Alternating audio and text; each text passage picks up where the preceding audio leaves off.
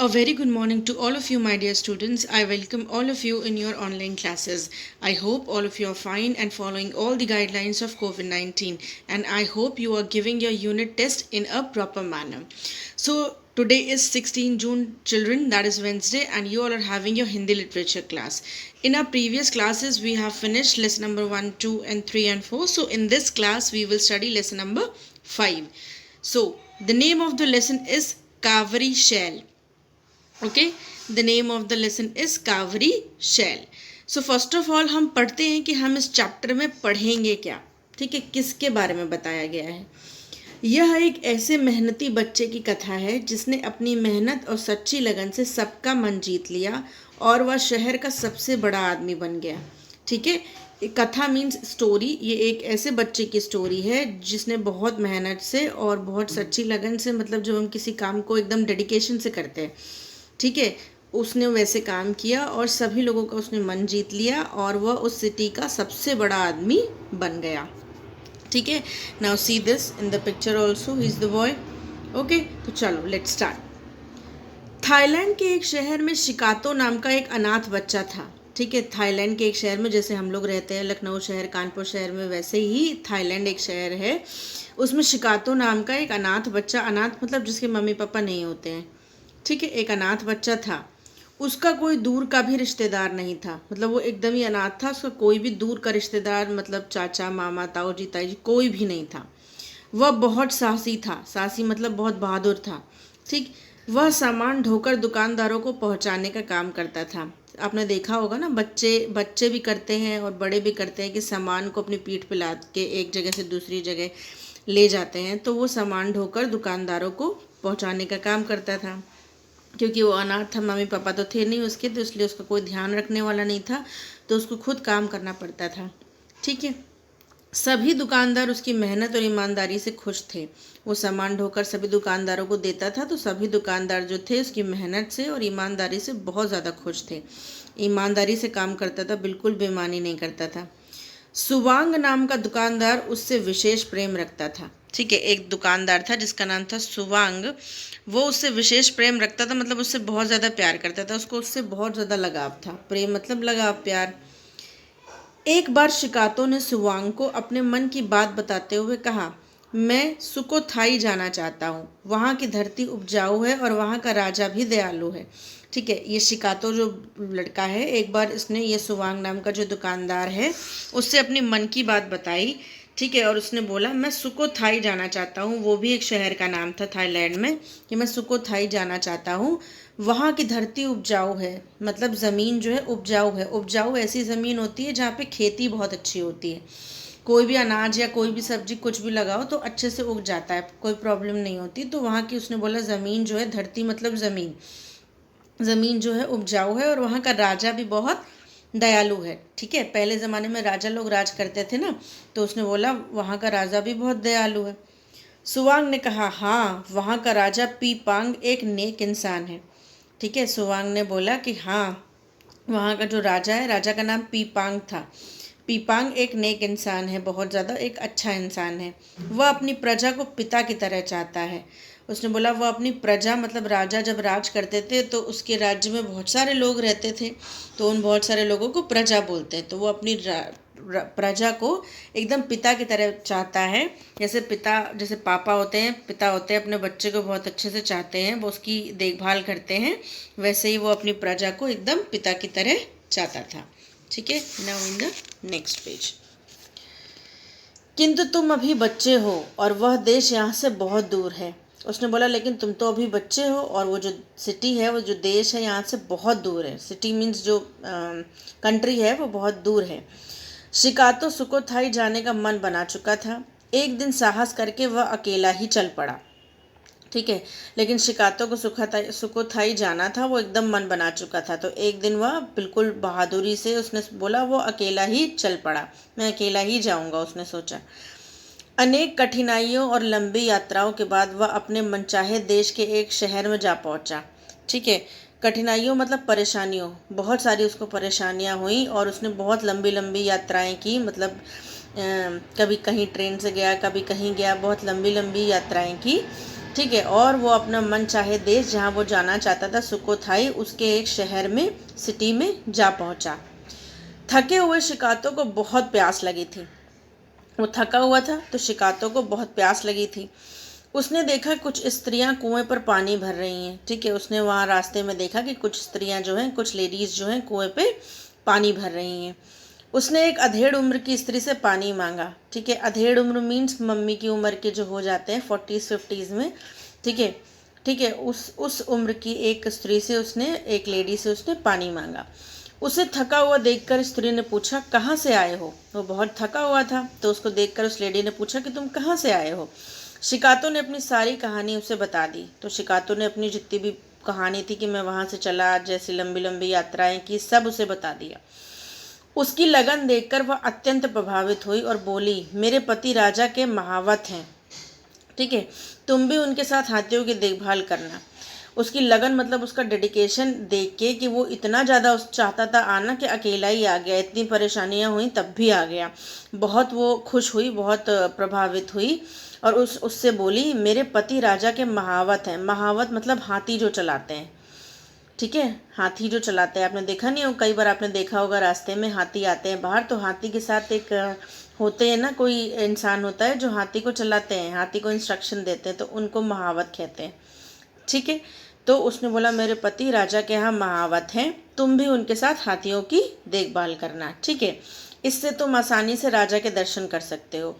उसको राजा से ही तो मिलना था, तो उसने बोला कि तुम उनके साथ हाथियों की देखभाल करो, वो जॉब तुम्हें वहाँ की दिला देंगे और आसानी से तुम राजा से मिल जाओगे। शिकातो को यह बात पसंद आई और वो खुशी खुशी तैयार हो गया। शिकातो को तो बड़ा अच्छा लगा क्योंकि उसको राजा से ही तो मिलना था। उसको बात ये बहुत अच्छी लगी और वह खुशी खुशी तैयार हो गया। घर पहुंचकर स्त्री ने शिकातो का परिचय महावत से कराया। ठीक है, घर पहुंचकर जो वो स्त्री थी उसने शिकातो का मतलब इंट्रोडक्शन, परिचय मतलब इंट्रोडक्शन की, शिकातो है उसके बारे में सब बताया। महावत मतलब अपने पति से उसने सब बताया।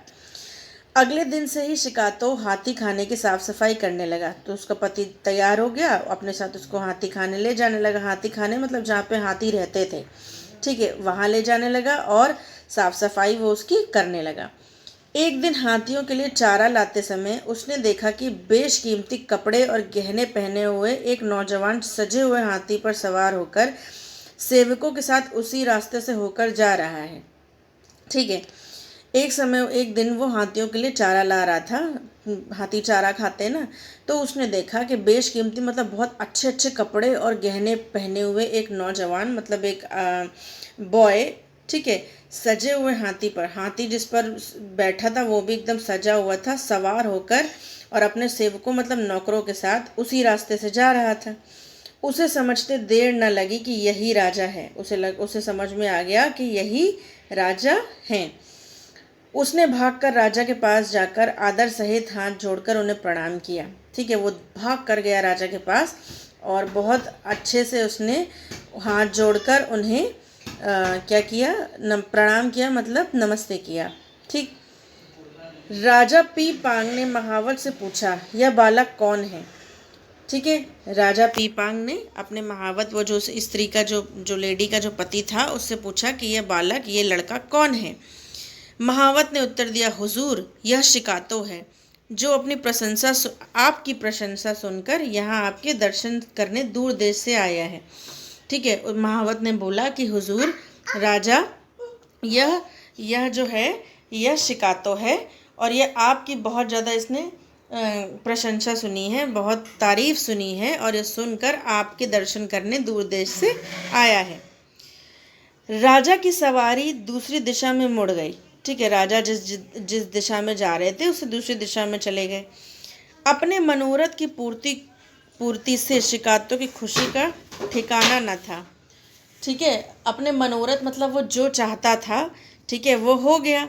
ठीक, तो शिकातो की खुशी का ठिकाना न था, वो बहुत खुश हो गया था। ठीक है, अचानक शिकातो ने वहाँ रास्ते में एक चमकदार सिक्का पड़ा देखा। अचानक क्या हुआ, शिकातो ने वहाँ पे रास्ते में देखा एक चमकता हुआ सिक्का पड़ा हुआ है। ठीक है, उसने उसे उठाया और भागकर राजा के पास जाकर बोला, हुजूर, यह आपका है, शायद वहाँ गिर गया था। उसने वो सिक्का उठाया और भागकर राजा के पास गया और उसने बोला, क्योंकि वो ईमानदार था, बेईमान तो था नहीं। उसने बोला, हुजूर, क्या यह आपका है?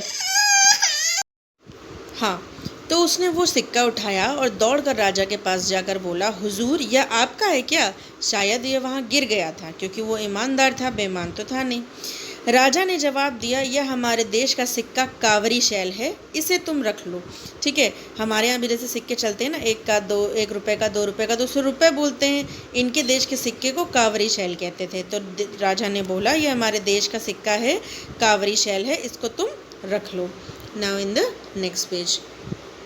ठीक, शिकातो ने हाथ जोड़कर उनका धन्यवाद किया। वह बहुत ही खुश था, मानो उसे कोई खजाना मिल गया हो। ठीक है, शिकातो ने हाथ जोड़ के उनका धन्यवाद किया और बोला, ऐसे खुश हुआ जैसे पता नहीं उसको कौन सा खजाना मिल गया हो। फिर एक जगह बाजार में लैटूस के बीज बिक रहे थे। ठीक है, फिर वो बाजार में गया उस सिक्के से कुछ खरीदने। तो बाजार में गया, वहाँ पे लैटूस एक फ्रूट होता है, उसके बीज बिक रहे थे। ठीक है, शिकातो ने वही सिक्का दिखाते हुए उसके बदले में बीज मांगे। ठीक है, शिकातो ने दुकानदार को वही सिक्का दिखाया और उसके बदले में बीज मांगे। दुकानदार हंसकर बोला, एक कावरी शैल में कुछ नहीं आता। उसने बोला कि एक कावरी शैल में कुछ भी नहीं आता। ठीक है, एक सिक्के में क्या आता है? शिकातो ने धैर्य से सोचा और कहा, उसने थोड़ी देर तक धैर्य से मतलब शांति से सोचा और कहा, तुम मुझे इन बीजों में एक उंगली गड़ाने दो। जितने बीज मेरी उंगली में चिपक जाएंगे तुम उनके बदले एक कावरी शैल ले लेना। उसने कहा, एक काम करो, तुम मुझे इन बीजों में एक उंगली गड़ाने दो, मतलब ढेर बना के रखे रहते हैं ना बीज, तो उसने कहा मुझे एक उंगली ऐसे डालने दो उसके अंदर, और जितने बीज भी मेरी उंगली में चिपक जाएंगे बस उसके बदले में एक कावरी शैल ले लेना, मतलब एक सिक्के के बदले में उतने बीज मुझे दे देना। दुकानदार मान गया। दुकानदार ने सोचा क्या बीज तो चिपकेंगे ही नहीं, तो वो मान गया हंसते हुए। दुकानदार मान गया। तब उसने अपनी पहली उंगली से माथे का पसीना पोंछा और उसे बीजों में गड़ाया। अब अगर वो सूखी उंगली डालता तो उसमें तो कोई बीज चिपकते ही नहीं, तो उसने दिमाग लगाया। उसने अपने माथे का पसीना पोंछा और तब उंगली गीली हो गई और उसने बीजों में गड़ाया। उंगली में चिपक आए बीजों को पुड़िया में रखवाकर वह घर ले आया। उंगली में जितने भी बीज चिपक गए वो उसने एक पेज में पुड़िया में रखवा लिए और वो उसे घर ले आया और खाली जगह में क्यारी बनाकर उन बीजों को उसने मिट्टी में गाड़ दिया। मतलब मिट्टी में क्यारी बनाते हैं ना पेड़ गाड़ने के लिए, तो उसने उनको गाड़ दिया।